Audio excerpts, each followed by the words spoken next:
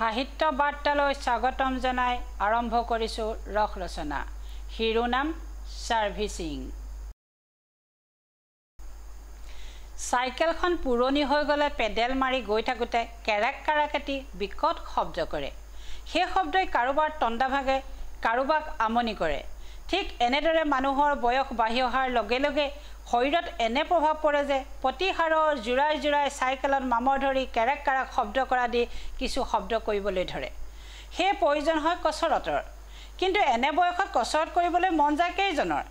সেই বহুজনে খোজ কঢ়াকে উত্তম বুলি ভাবি লয় কিন্তু মোৰ নিচিনা এলেখৰ বাবে সেইটো উপযুক্ত নহয় সেই ভাবিছো আমাৰ শৰীৰটো গেৰেজত গাড়ী সাৰ্ভিসিং কৰি তেল মোবিল হলনি কৰা দি সাৰ্ভিসিং কৰিব নোৱাৰিনে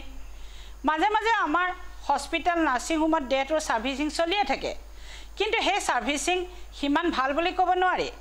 অনভিজ্ঞ মেকানিকে গাড়ী সাৰ্ভিসিং কৰা দি শৰীৰত সাৰ্ভিসিং হোৱাৰ বাবে এই অথন্তৰ আমাৰ শৰীৰত হিৰাই হিৰাই হাৰে হাৰে থকা জোৰাবিলাকত থকা ভেসলিন জাতীয় তেল জেল জেলিয়া পদাৰ্থবিধ প্ৰায় শেষ হৈ যোৱাৰ উপক্ৰম হোৱাৰ বাবে হাত ভৰিবোৰ ইফাল সিফাল কৰোঁতে মেটমেটনি শব্দ হয় আমি যদি পুনৰ তাত সেইবোৰ ভৰাই দিব পাৰোঁ তেতিয়া আমাৰ সেই দুৰৱস্থা আৰু নাথাকে আমি প্ৰয়োজন অনুসৰি যদি আমাৰ শৰীৰৰ অংগ পতংগবোৰ ব্যৱহাৰ কৰিব পাৰিলোহেঁতেন সেইবিলাক বহুত দিন লাষ্টিং কৰিলেহেঁতেন আমাৰ হাত ভৰিবোৰ প্ৰয়োজন অনুসৰি ব্যৱহাৰ কৰিব পৰা যদি হ'লহেঁতেন সেই সময়ত খুলি মেলি থ'ব পৰা হ'লহেঁতেন কিমান মজা হ'লহেঁতেন তেতিয়া আমি আমাৰ দেহৰ কিছু অংগ নিজেই সাৰ্ভিসিং কৰিব পাৰিলোহেঁতেন ভগৱানে জীৱৰ ভিতৰত মানুহকে শ্ৰেষ্ঠ জীৱ হিচাপে সৃষ্টি কৰিলে কিন্তু ভগৱানে ইমানকণ সুবিধা প্ৰদান নকৰিলে কিয় কৰাহেঁতেন আমি মানুহবোৰে শান্তিৰে থাকিব পাৰিলোহেঁতেন ভগৱানে নকৰিলে নাই মানুহবোৰেতো কিবা চেষ্টা কৰি চাব পাৰোঁ বিজ্ঞানৰ ইমান প্ৰগতি চাৰিওফালে জয় জয় মই আমাৰ নিজৰ কাৰণেনো ইমানখিনি কৰিব নোৱাৰিনে অন্য মানুহৰ অংগ চকু কলিজা বৃক্ক আদিবোৰ অন্য মানুহক দি জীয়াই তুলিব পাৰে যেতিয়া ভৰি হাত নদিব নোৱাৰাৰ কাৰণ কি থাকিব পাৰে মাত্ৰ নট বলটো কেইটামানৰ সফল প্ৰয়োগ কৰিলে মই ভাবোঁ সেই কাম ফেৰাও অতি সুকলমে কৰিব পাৰি আমি পুনৰ চাইকেলৰ কথালৈ আহোঁ চাইকেল পুৰণা হোৱাৰ লগে লগে তাৰ প্ৰতি মোহ বেছি হয় কাৰণ তাৰ লগত মানুহৰ বহু স্মৃতি বিজড়িত হৈ থাকে মানুহৰো বয়স লগাৰ লগে লগে বয়স বঢ়াৰ লগে লগে দেহাটোৰ প্ৰতি এটি মোহ জাগে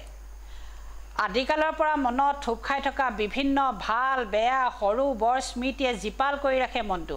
সেই জীৱনৰ প্ৰতি মোৰ দিনে দিনে বাঢ়ি যায় সকলো বিপদ বিঘিনি অতিক্ৰম কৰি জীয়াই থাকিবৰ ইচ্ছা যায়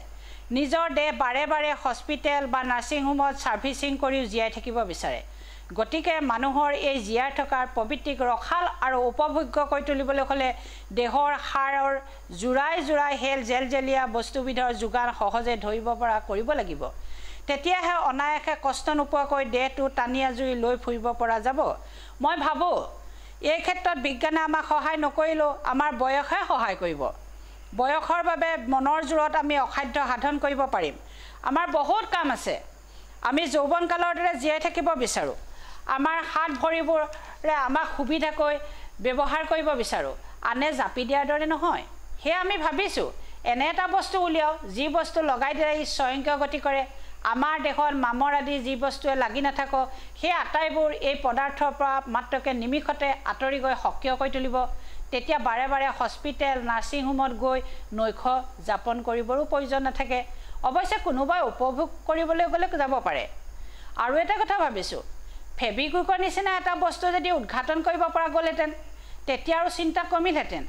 কিন্তু এই বস্তুটো এৰুৱাব পৰা হ'ব লাগিব আমাৰ মন গ'লে হাতখন খুলি থলোঁ প্ৰয়োজন হ'লে বস্তুটো দি লগাই ল'লোঁ যদি একেবাৰে হাতখন নুখুলিলোৱে যেনিবা কেতিয়াবা কিবা কিবি কাৰণত দেহৰ অংগ ভাগি ছিগি গ'লে সেই বস্তুটো দি ডাক্তৰৰ ওচৰলৈ নোযোৱাকৈ লগাই ল'লোহেঁতেন কিমান মজা হ'লহেঁতেন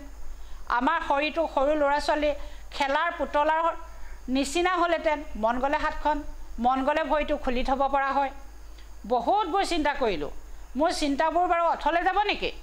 নে সেইবোৰ একো কামত নাহিব অহাহেঁতেন মোৰ ভাল লাগিলেহেঁতেন সকলোৱে ভাল লাগিলেহেঁতেন নহ'লেও উপায় নাই ভগৱানে বাৰু এনে কৰি কিয় সৰ্জন কৰিলে কিয় এনে দুৰ্দশাৰ মাজলৈ ঠেলি দিয়ে ইয়াৰ পৰা পৰিত্ৰাণৰ উপায়হে চিন্তা কৰিব হ'ল নহ'লে আমি জীয়াই থকাটো জটিল হৈ পৰিব মনত উদ্ভাসিত হোৱা খোকোজাবোৰ সকলোলৈকে এৰি দিলোঁ চিন্তা কৰি চাব মই কোৱাবোৰ শুদ্ধ হয়নে যদি শুদ্ধ হয় আমি সকলোৱে একেলগে গৱেষণাত নামিম একেলগে দেশৰ পৰীক্ষা নিৰীক্ষা কৰিম আৰু এটি শুদ্ধ সত্যত উপনীত হ'ম মই আশাবাদী এনে এটি দিন আহিব মোৰ চিন্তাৰ সহমত পোষণ কৰা নতুন প্ৰজন্মৰ জন্ম হ'ব